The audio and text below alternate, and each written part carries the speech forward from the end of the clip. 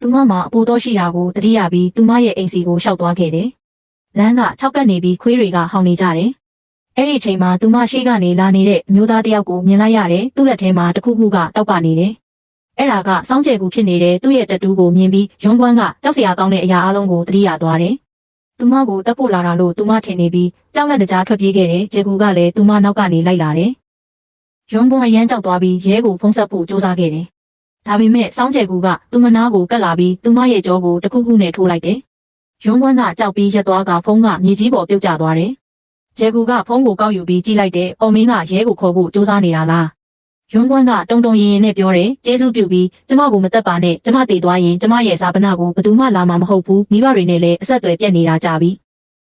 ဂျေကူကအံ့ဩသွားပြီးဘာလက်နဲ့လဲဘာလန်းလဲမင်းဒါကိုပြောနေတာလားဆိုပြီး30စင်တီမီတာလောက်ရှိတဲ့ကြက်သားကင်ကိုထုတ်ပြလိုက်တယ်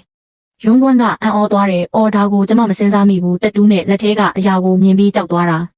ဂျေကူကသူ့ရဲ့တက်တူးကိုပုတ်ပြလိုက်တယ်ဒါကအစ်စ်မဟုတ်ဘူးလက်စီဆိုင်ကလက်ဆောင်ပေးတာလွှင့်ပစ်ဖို့နှမျောလို့ရုံးကွမ်းကပြောတယ်ကျမအခုမှစိုးကနေပြောင်းလာတာမို့မသိလို့ပါသူမထွက်သွားဖို့ပြင်တော့ဂျေကူကမေးတယ်မင်းဒီမှာနေတာလားတတိထားတော့အပြင်မှာအနေရရှိတယ်သူမကသူမရဲ့အိမ်တကားဖွင့်မရတာကိုပြောပြလိုက်တယ်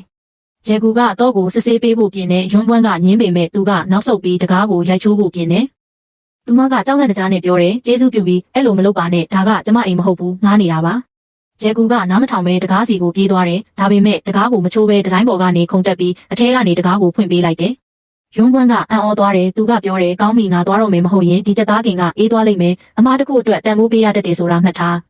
အချိန်ကိုကြည့်ပြီးသူကချက်ချင်းပဲထွက်သွားတယ်ဂျေကူရဲ့အိမ်မှာတော့ဟန်ကယောရထားတဲ့စုတစိတ်တွေအများကြီးရှိတယ်